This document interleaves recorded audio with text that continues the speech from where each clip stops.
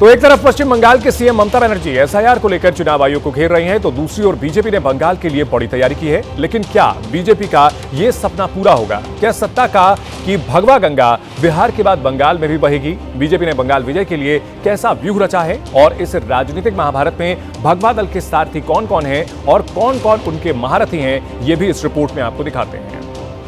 मोदी मोदी मोदी।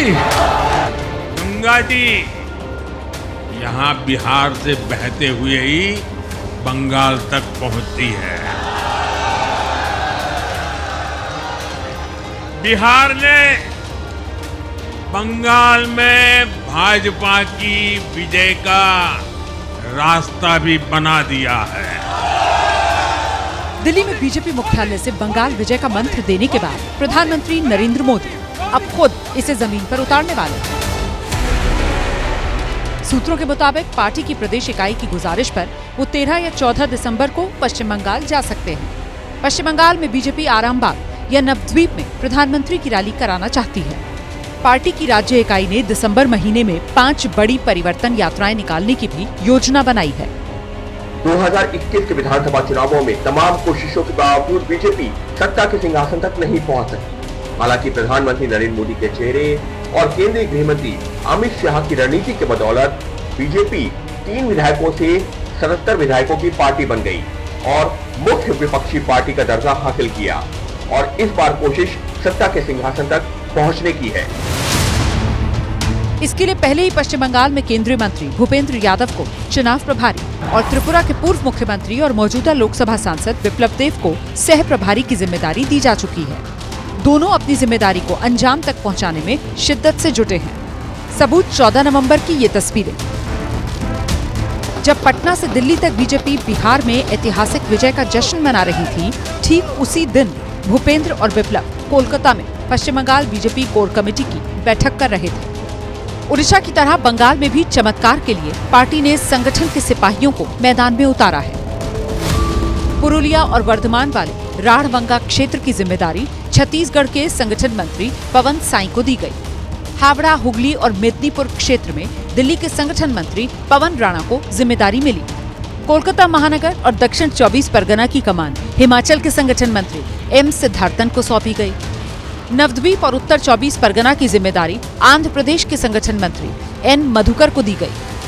उत्तर बंगाल के मालदा, मुर्शिदाबाद, सिलीगुड़ी बेल्ट में मालदा की कमान अरुणाचल प्रदेश के संगठन मंत्री अनंत नारायण मिश्र के पास होगी। ये सभी नेता अगले 5 महीने पश्चिम बंगाल में रहकर पार्टी की नीति और रणनीति को जमीन पर उतारेंगे। पिछले विधानसभा चुनावों में ममता बनर्जी और टीएमसी पार्टी का बाहरी बनाम बंगाल की बेटी का नैरेटिव काम कर गया। बीजेपी सूत्रों के मुताबिक बीजेपी उन चुनावों में बाहरी बनाम बंगाल की बेटी के नैरेटिव का आक्रामक तरीके से काउंटर नहीं कर सकी, लेकिन इन विधानसभा चुनावों के लिए बीजेपी ने खास रणनीति पर काम करना शुरू कर दिया है। इसके तहत बीजेपी के तमाम नेता और कार्यकर्ता घर घर जाकर के ये बताने की कोशिश करेंगे कि बीजेपी बाहरी पार्टी नहीं बल्कि बंगाल की अपनी पार्टी है और बंगाल के साथ बीजेपी का गर्भनाल जैसा रिश्ता है और इसके नायक और सबसे बड़े चेहरे होंगे श्यामा प्रसाद मुखर्जी, जिन्होंने जनसंघ की स्थापना की थी, जो आगे चलकर बीजेपी बनी।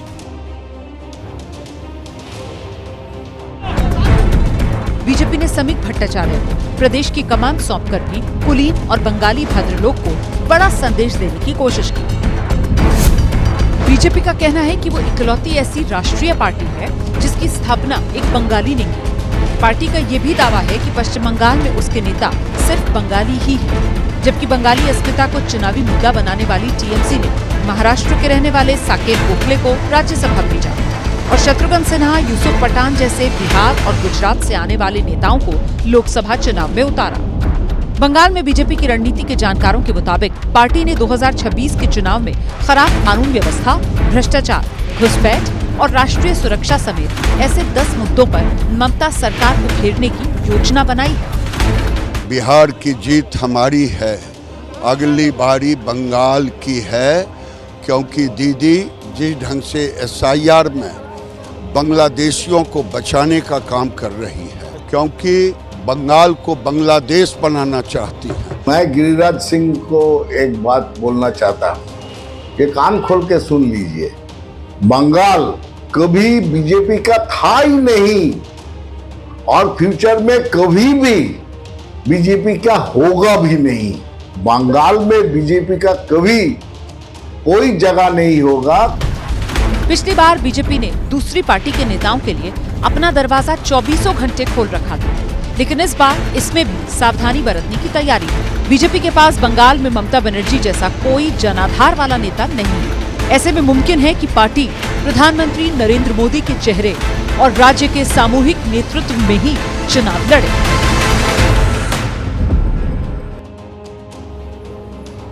यूपी से बिहार तक एसआईआर पर घमासान मचा है। समाजवादी पार्टी ने इसको लेकर चुनाव आयोग और बीजेपी पर निशाना साधा है।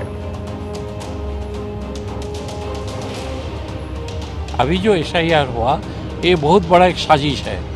चुनाव का पहले बंगाल में जो एसआईआर हुआ, चुनाव का समय बिहार में जो एसआईआर हुआ, ये बहुत साजिश है। ये साजिश करके भाजपा जीतना चाहते हैं और ऐसा एसआईआर होता है, एक महीने के अंदर एसआईआर कंप्लीट करो, ये संभव है? ये बहुत बड़ा एक भाजपा का साजिश है। भाजपा और चुनाव आयोग दोनों एक साथ में मिल गया। तो समाजवादी पार्टी लगातार एसआईआर को लेकर के घेर रही है। पश्चिम बंगाल में तृणमूल कांग्रेस और इसके अलावा राष्ट्रीय स्तर पर कांग्रेस भी लगातार हमला बोल रही है और कांग्रेस भी बाकायदा चुनावी रैली करने जा रही है। इसको लेकर के 14 दिसंबर को रैली का आह्वान किया गया है। एसआईआर का मुद्दा बिहार से शुरू हुआ था और अब अलग अलग राज्यों में एसआईआर लागू किया जा रहा है। हालांकि इसको लेकर के कानूनी लड़ाई भी विपक्ष ने लड़ने की कोशिश की, लेकिन इस मामले में सुप्रीम कोर्ट की ओर से कहा गया था कि यह सामान्य प्रक्रिया है, कोई राहत नहीं मिली थी और ऐसे में अब एसआईआर जो अलग अलग राज्यों में लागू किया जा रहा है, इस पर विपक्षी पार्टियां सरकार पर निशाना साध रही हैं। आरोप लगा रही हैं कि एसआईआर के जरिए वोट काटने की कवायद की जा रही है और चुनाव आयोग बीजेपी के साथ मिलकर केंद्र सरकार के इशारे पर वोट काटने का काम कर रहा है।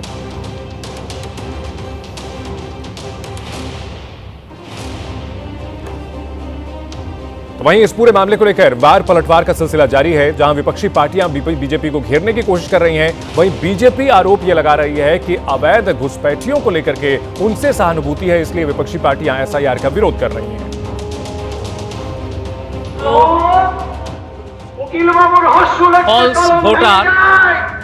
ফলস ভোটার जो আপনি এক কলম লেখাপড়া জানেন না आप चाहेगा আপনি লিখে রেখেছেন আপনার বায়োডাটাতে तृणमूल तो उसका बेनिफिट लेता था, दिस टाइम बेनिफिट नहीं मिलेगा, इसलिए ऐसा बोल रहा है। 1951 से आज तक 8 बार एसआईआर हो चुका है, तब स्पेशल रिवीजन था। आज इतना वार बेसिस हड़बड़ी में क्यों एसआईआर करने के लिए चुनाव अधिकारी जो लोग हैं, चुनाव आयोग इतना व्यस्त क्यों है? ये तो समय लेके कर सकते थे।